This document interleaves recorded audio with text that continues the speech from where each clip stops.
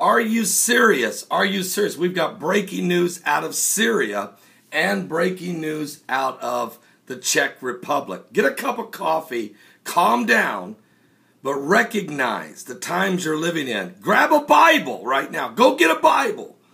Pause it, brew a pot of coffee, get a Bible, come right back, and we're going to break this down for you, biblical prophecy. Here's what's going on. First of all, today, the spire will be put on top of the One World Trade Center in New York City.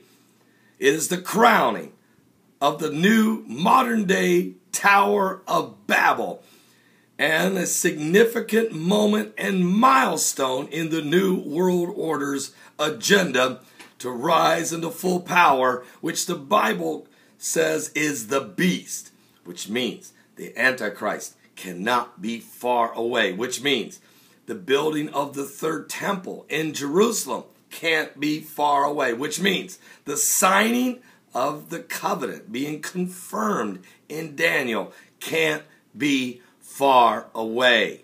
But here's some things we know are right in process. In Isaiah chapter 17, verse 1, the burden of Damascus. Behold, Damascus is taken away from being a city, and it shall be a ruinous heap. Now we know that Damascus, for the last 2 years, bombings, the murder, the mayhem, the rockets, and now chemical weapons. The British, David Cameron, has confirmed that Assad is using chemical warfare on his people. Also, Israel has tons of intelligence. They know for sure that Assad is using chemical warfare upon his people. President Obama said that was the red line if that is detected, if that is known. Even the White House admits it has been used, but maybe in small amounts.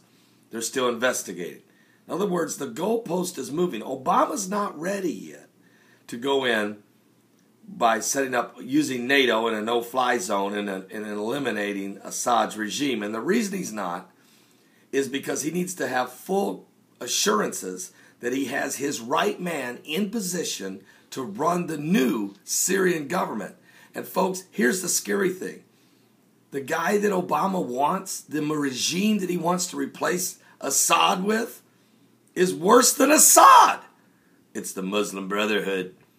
The Muslim Brotherhood, which are already during this Arab Spring of Daniel 11:41 through 45 Bible prophecy. The Arab Spring is really nothing more than a Muslim rise of dark power, because the nations have been overthrown during the Arab Spring are Tunisia, Egypt, Libya, Yemen, and soon Syria, and all their governments will be controlled by the Muslim Brotherhood. And Egypt's king, you might as well call him, their president, Mohammed Morsi, said he wants to form a United States of Arabs, a United States of Islam, renewing the caliphate upon Jerusalem. And he's declared a holy jihad on Jerusalem.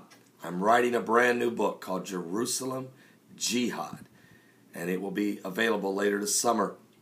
And I'll guarantee that you're going to see the keys being unlocked in front of you, a biblical prophecy of the timing of the time we live in, the signs of the apocalypse that are all around us. Listen to what went on in Syria today. Syrian Prime Minister Wael al-Harai.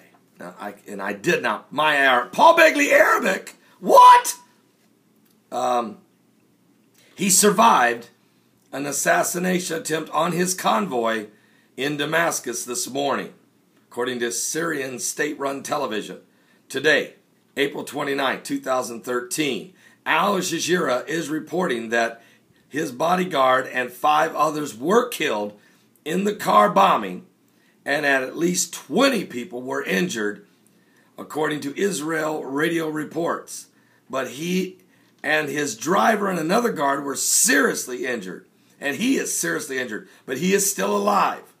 Now, his drivers, but the vice president, the prime minister, I said vice president, I'm sorry. The prime minister is unhurt.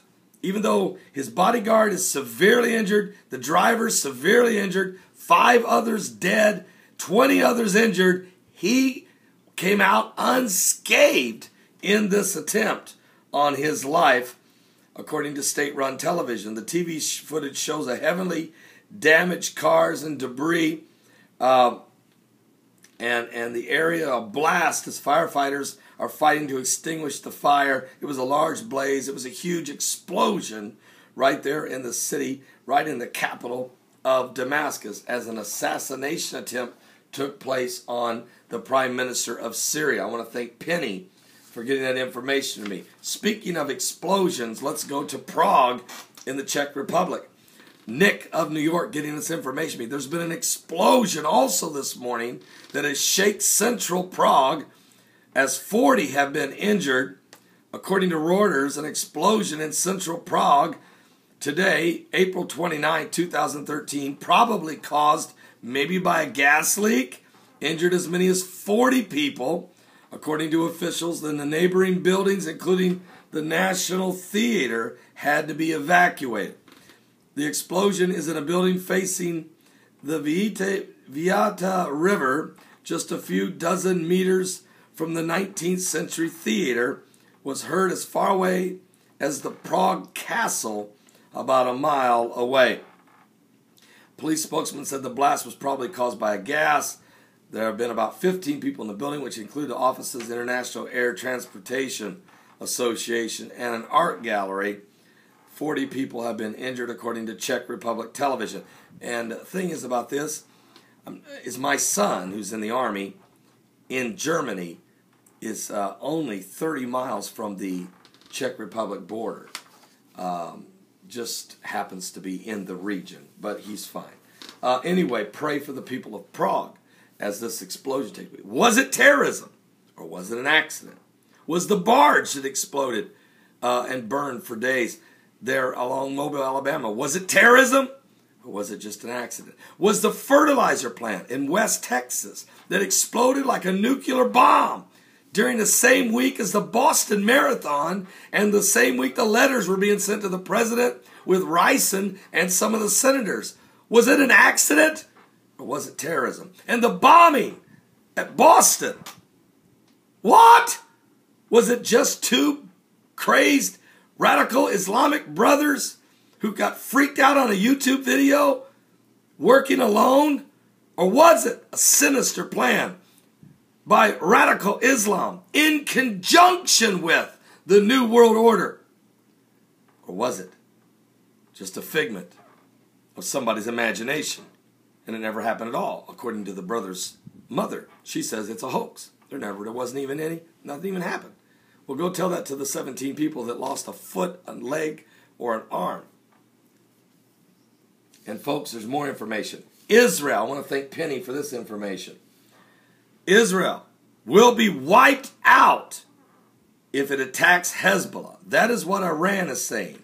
A top general in the Iranian Revolutionary Guard said yesterday, April 28, 2013, that any military action against Lebanon and Hezbollah terror groups would result in Israel's destruction.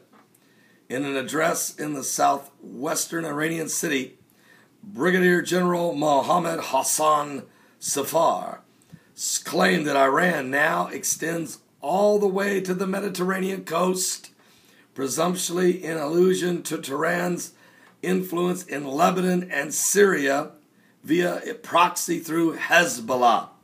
So, they're now warning Israel, you better not be retaliating against the Hezbollah because they sent that drone.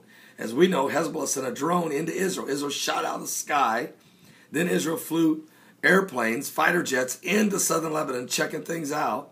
Israel's not going to be tolerating attacks. Folks, the Bible told us in the book of Psalms 83 that Israel will be surrounded, and these nations would try to wipe her out from the face of the earth.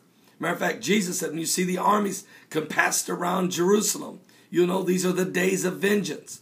So I'm going to be talking about more of this on my show today. The Hagmans are with me. Doug and Joe Hagman. Don't miss it. April 29th, 2013, 12 noon. Don't be late. They're crowning the One World Trade Center. Give your life to Jesus Christ. Call upon the name of the Lord. Just ask Jesus into your heart. Send me a personal message. Title it, I want to be saved. I want to be saved.